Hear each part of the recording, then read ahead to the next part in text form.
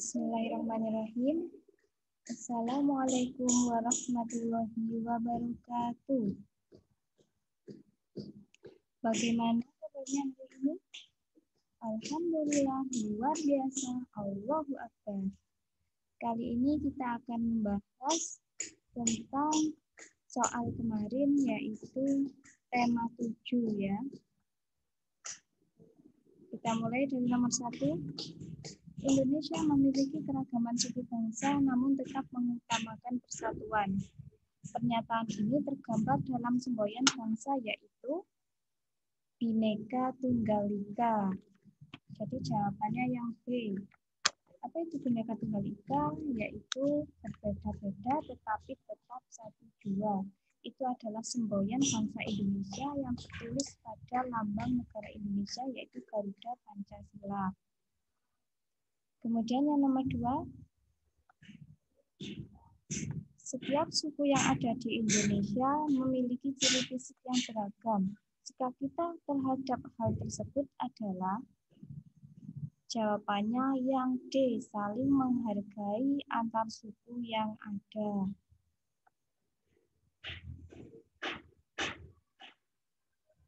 Kemudian selanjutnya nomor 3, Indonesia terdiri dari banyak suku yang memiliki bahasa, makanan, dan adat yang berbeda-beda. Keragaman suku bangsa yang ada di Indonesia salah satunya disebabkan oleh yaitu Indonesia berbentuk kepulauan yang memiliki bahasa, makanan, dan adat yang berbeda-beda. Kemudian selanjutnya nomor 4, keberagaman budaya yang ada di Indonesia merupakan anugerah dari Allah Ta'ala. Keberagaman ini harus dimaknai sebagai kekuatan bangsa. Jadi jawabannya kekuatan bangsa ya. Kalau masalah bangsa, problematika bangsa, kemunduran bangsa, itu bukan keberagaman yang harus dimaknai, tapi keberagaman ini harus dimaknai sebagai kekuatan bangsa. Kemudian yang nomor 5, perhatikan pernyataan di bawah ini. 1. Bangsa bangga menggunakan bahasa daerah. 2. Mempelajari aneka masakan tradisional.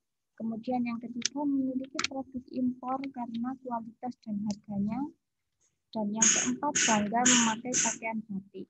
Jadi pernyataan yang menunjukkan upaya-upaya melestarikan kebudayaan daerah ditunjukkan pada nomor. Kita lihat yang pertama, yaitu bangga menggunakan bahasa daerah. Kemudian mempelajari aneka masakan tradisional. Memilih produk impor karena kualitas dan harganya itu bukan upaya untuk melestarikan kebudayaan kita. Tapi kita harus memilih produk dalam negeri sendiri untuk melestarikan kebudayaan. Dan yang keempat, bangga memakai pakaian batik. Jadi jawaban yang benar yaitu 1, 2, dan 3. Bangga 1, 2, dan 4. Mohon maaf, bangga menggunakan bahasa daerah, kemudian mempelajari aneka masakan tradisional, dan bangga memakai pakaian batik. Jadi jawaban yang benar yaitu 1, 2, dan 4 yang C. Selanjutnya, nomor 6. Perhatikan teks di bawah ini.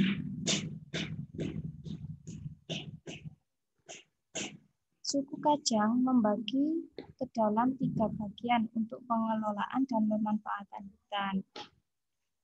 Pembagian kawasan ini terkenal dengan sebutan Borong Karamaka atau hutan keramat, yaitu kawasan hutan yang terlarang untuk semua jenis kegiatan terkecuali kegiatan atau acara ritual. Borong Batasaya atau hutan perbatasan merupakan hutan yang diperoleh diambil kayunya sepanjang persediaan kayu masih ada dan dengan seizin dari Amatoa selaku pemimpin adat Borong Luara atau hutan rakyat. Merupakan hutan yang bisa dikelola oleh masyarakat. Apabila mengacu pada peraturan Kementerian Pertanian mengenai klasifikasi pemanfaatan hutan, akan ditemukan konsep yang sama dengan kearifan lingkungan yang telah dijalankan suku Kajang selama bertahun-tahun. Kita baca soalnya, sikap yang dapat kita pelajari dari suku Kajang sesuai bacaan di atas yaitu jawaban yang benar yaitu melestarikan alam dengan tata kelola dan pemanfaatan hutan sesuai adat mereka. Itu adalah sikap yang dapat kita pelajari dari suku Kajang. Selanjutnya nomor 7. Gambar di atas ini merupakan rumah tradisional salah satu suku yang berada di Provinsi Banten yang masih memegang teguh tradisi dengan menolak kemajuan teknologi, yaitu suku yang dimaksud apa? Provinsi Banten. Itu sukunya yaitu suku Baduy. Jawaban yang benar nomor 7 adalah yang D, suku Baduy. Kemudian selanjutnya nomor 8. Pertanyaannya berikut pernyataan yang benar dan sesuai dengan bacaan di atas kecuali, perhatikan dengan baik-baik ya, kecuali, kita baca dulu. Suku bangsa di Indonesia. Sejak dulu kala bangsa Indonesia hidup dalam keragaman. Kalimat Bhinneka Tunggal Ika pada lambang negara Garuda Pancasila bukan cuma slogan. Penduduk Indonesia terdiri atas beragam suku bangsa, agama, bahasa, adat, dan budaya, tetapi semua dapat hidup rukun berdampingan. Berdasarkan hasil sensus Badan Pusat Statistik atau BPS pada tahun 2010, bangsa Indonesia terdiri atas 1.331 suku. Berdasarkan sensus itu pula, suku bangsa terbesar adalah suku Jawa yang meliputi 40,2% dari penduduk Indonesia. Suku Jawa ini merupakan gabungan dari suku-suku bangsa di Pulau Jawa, yaitu Jawa, Osing, Tengger, Samin, Bawean, Naga, dan suku-suku lainnya. Suku yang paling sedikit jumlahnya adalah suku Nias dengan jumlah 1.400.000 sekian jiwa atau hanya 0,44% dari jumlah penduduk Indonesia. Namun, suku-suku Papua terdiri atas 466 suku. Jumlahnya hanya 2 juta sekian jiwa atau 1,14% dari jumlah penduduk Indonesia. Sedangkan etnis Tionghoa jumlahnya 2.000 sekian jiwa atau 1,2% penduduk Indonesia. Berikut pernyataan yang benar dan sesuai dengan bacaan di atas kecuali jawaban yang benar pada nomor 8 yaitu suku Dani merupakan salah satu suku yang tinggal di Pulau Jawa. Jawaban yang A, suku Dani merupakan salah satu suku yang tinggal di Pulau Jawa ini tidak terdapat dalam bacaan, sehingga jawaban yang benar adalah yang A. Selanjutnya nomor 9. Perhatikan teks di bawah ini. Suku bangsa Indonesia. Sejak dahulu kala bangsa Indonesia hidup dalam keragaman. Kalimat Bhinneka Tunggal Ika pada lambang negara Garuda Pancasila bukan cuma slogan. Penduduk Indonesia terdiri atas beragam suku bangsa, agama, bahasa, adat, dan budaya, tetapi semua dapat hidup rukun berdampingan. Kata yang tercetak tebal memiliki arti dari kata cetak tebal yaitu kata slogan. Memiliki arti yaitu perkataan atau kalimat pendek yang menarik, mencolok, dan mudah diingat untuk menjelaskan tujuan suatu ideologi, golongan, organisasi, partai politik, dan sebagainya. Jadi, jawaban nomor 9, kata dari slogan yaitu perkataan atau kalimat pendek. Yang B ya. Kemudian selanjutnya nomor 10. Setiap suku bangsa di Indonesia memiliki adat dan budaya yang berbeda dengan suku lainnya. Kata adat memiliki makna yaitu adat, kata dari adat memiliki makna aturan atau perbuatan dan sebagainya yang lazim diturut atau dilakukan sejak dahulu kala. Jadi jawaban nomor 10 adalah yang A. Kemudian selanjutnya nomor 11, perhatikan teks di bawah ini. Kita baca dulu. Kain salele disebut juga baju cele, merupakan pakaian adat Maluku. Ciri-ciri baju cele terlihat dari motif garis-garis geometris atau berkotak-kotak kecil. Baju cele biasanya dikombinasikan dengan kain sarung. Warna kain sarung tidak terlalu jauh berbeda, harus seimbang dan serasi. Pemakaian baju cele juga dikombinasi dengan pelekat yang disalele, yaitu disarung dari luar dengan panjang sampai batas lutut. Pelengkap kain adalah lenso atau sapu tangan yang diletakkan di pundak. Gagasan pokok dari paragraf di atas adalah, kita ingat kembali, gagasan pokok itu terdapat di awal kalimat atau di akhir kalimat. Jadi gagasan pokok dari paragraf tersebut adalah jawabannya yang A. Kain salele disebut juga baju cele, merupakan pakaian adat Maluku. Jadi jawabannya yang A pada nomor 11. Selanjutnya kita lanjut nomor 12. Kita baca pertanyaannya.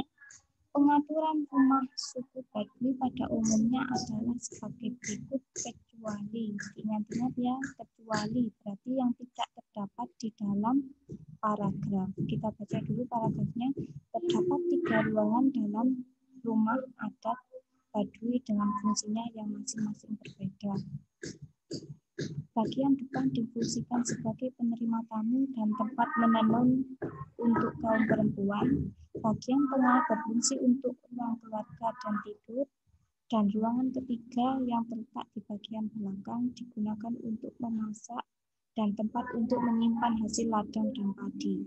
Semua ruangan dilapisi dengan lantai yang terbuat dari anyaman bambu. Sedangkan pada bagian atap rumah, serat ijuk atau daun pohon kelapa. Rumah suku Baduy dibangun saling berhadap-hadapan dan selalu menghadap utara atau selatan. Faktor sinar matahari yang menyinari dan masuk ke dalam ruangan menjadi pemilihan mengapa rumah di sini dibangun hanya pada 2 arah saja. Jadi pertanyaannya, pengaturan rumah suku Baduy pada umumnya adalah sebagai berikut.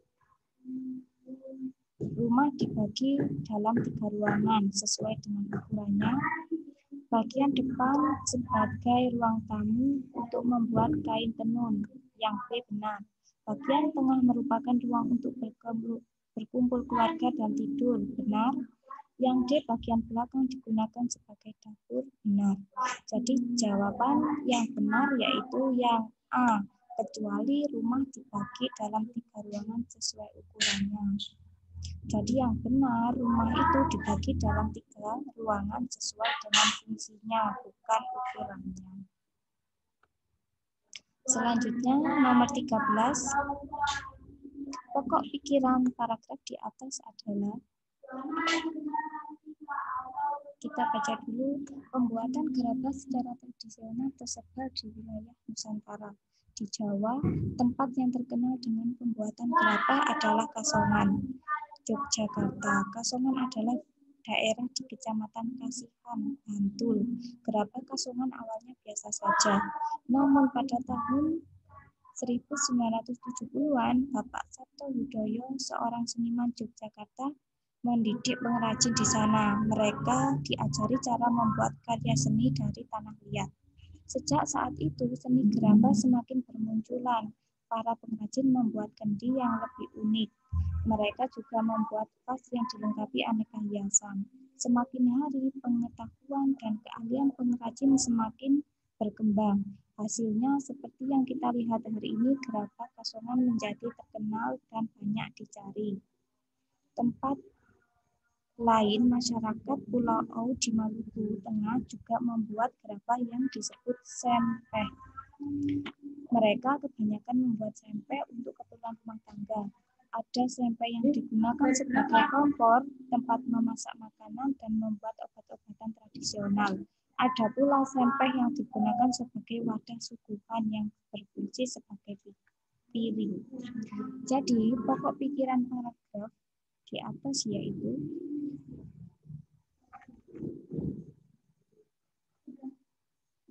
pembuatan gerabah secara tradisional tersebar di wilayah Nusantara. Jadi juga diingat bahwa pokok pikiran itu bisa terdapat di awal paragraf, di akhir paragraf, atau di tengah paragraf.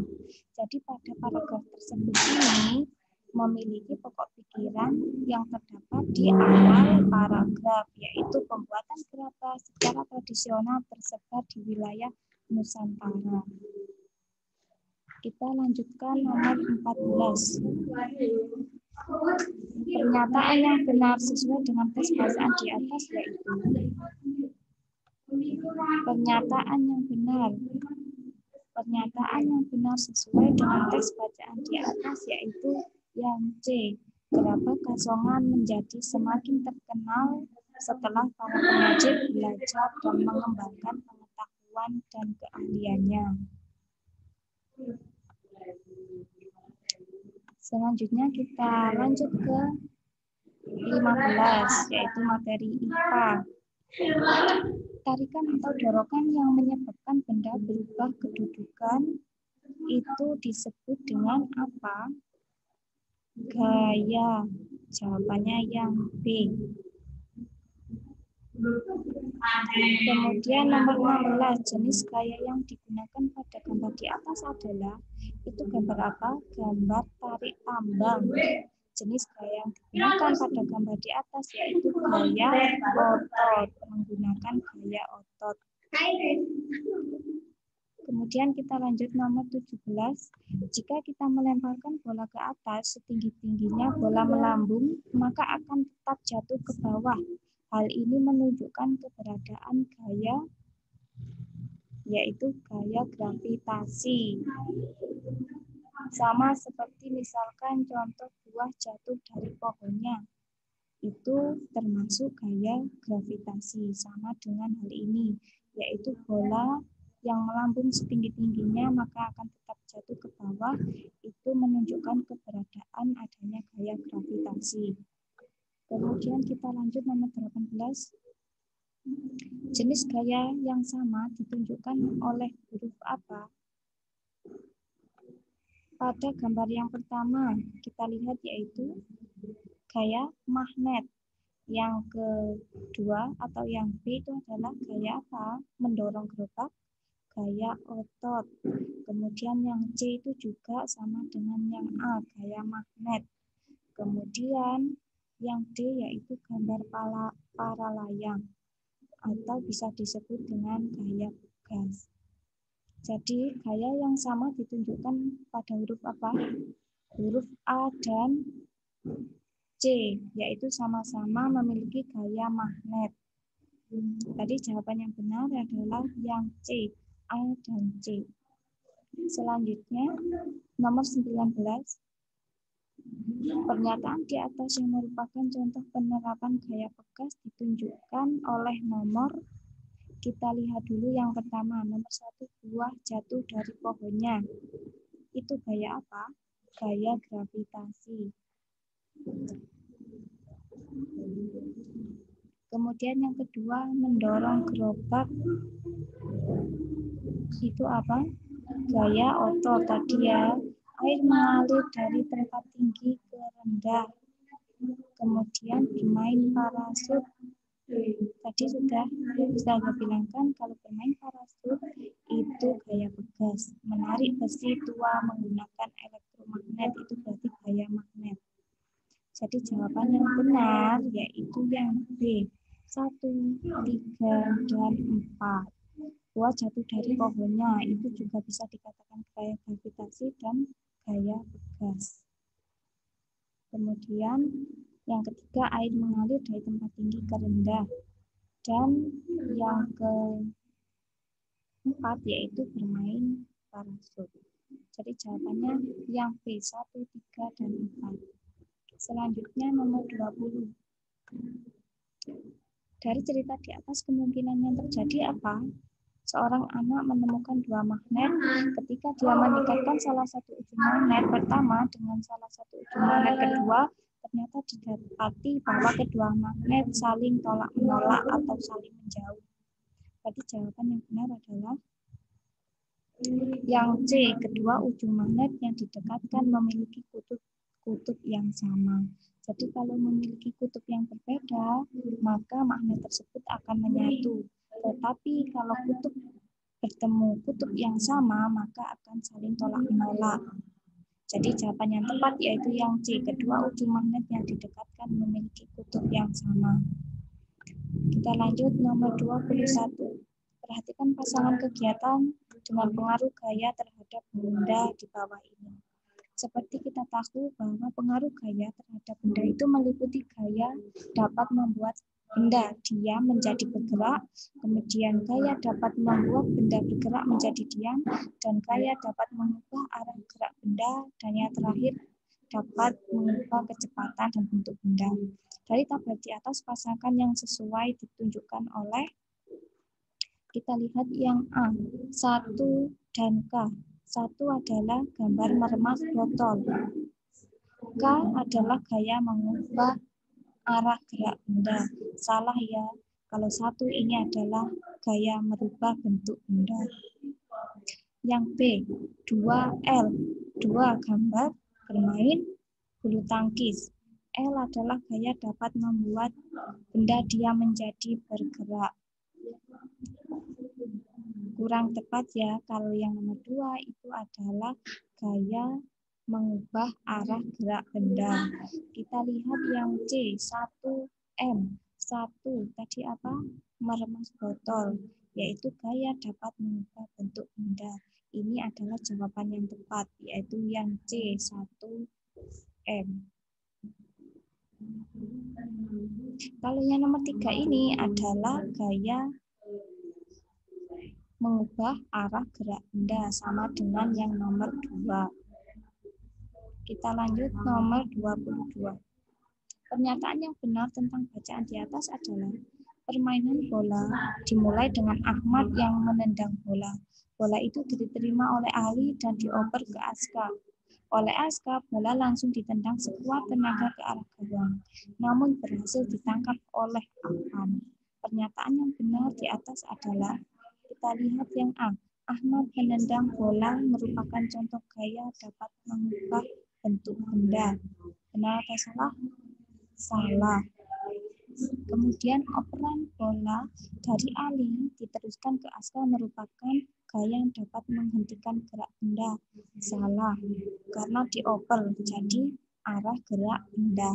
Yang C, Afan menangkap bola merupakan contoh gaya dapat menghentikan benda.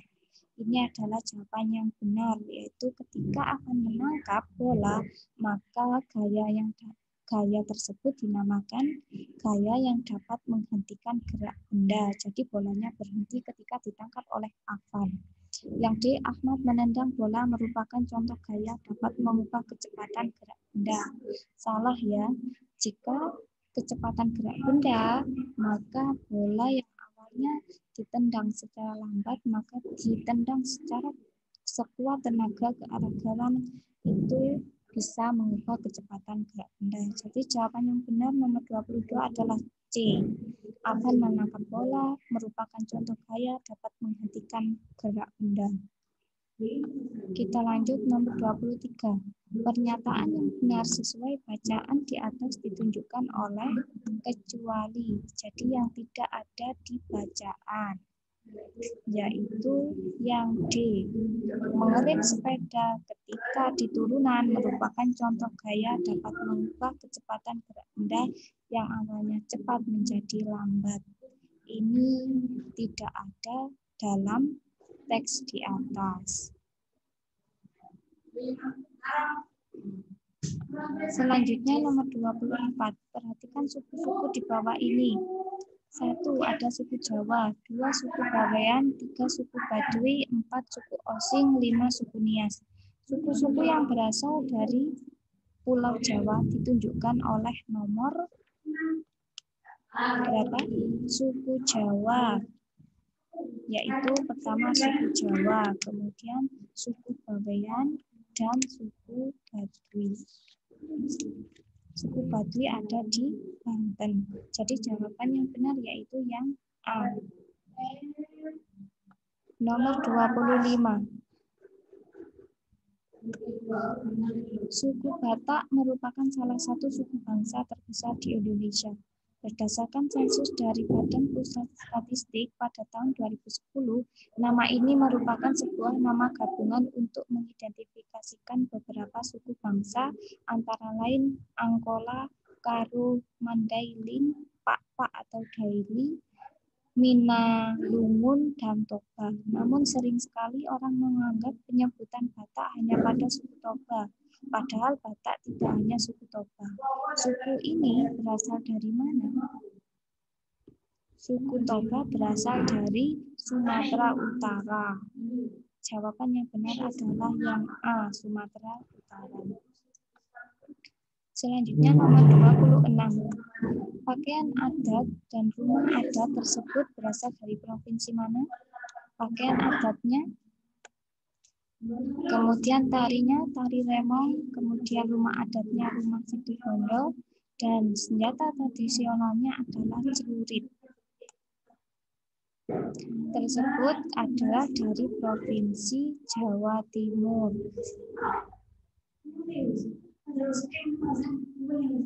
Kita lanjut nomor 27. Rumah adat suku Minangkabau pada gambar di atas disebut dengan rumah gadang. Jadi rumah tersebut itu adalah rumah gadang. Jawaban yang benar adalah yang D. Selanjutnya nomor 28. Pasangan gambar rumah di atas dengan provinsi ditunjukkan oleh huruf. Jadi jawabannya yaitu yang A. Apa itu? Yaitu rumah dengan nama Rumah Joglo. Provinsinya Jawa Timur. Jadi yang benar jawabannya adalah yang A. Kemudian selanjutnya nomor 29. Tari remong, tari reog, tari gandrung, dan kuda lumping itu berasal dari provinsi Jawa Timur. Jawaban yang benar yaitu yang C. Yang terakhir, suku terbanyak penduduknya di Indonesia adalah suku apa? Suku Jawa. Tadi sudah ada bacaan di atas sebelumnya bahwa suku terbanyak penduduknya di Indonesia itu adalah suku Jawa. Baik, alhamdulillahirrahmanirrahim. Pembahasan kali ini pada tema 7 kelas 4 sudah selesai. Semoga jawaban kalian maksimal ya dan menghasilkan nilai yang bagus. Untuk nilai yang kurang nanti akan diremedi, maka dipelajari kembali. Terima kasih Ustazah Khiri. Wassalamualaikum warahmatullahi wabarakatuh.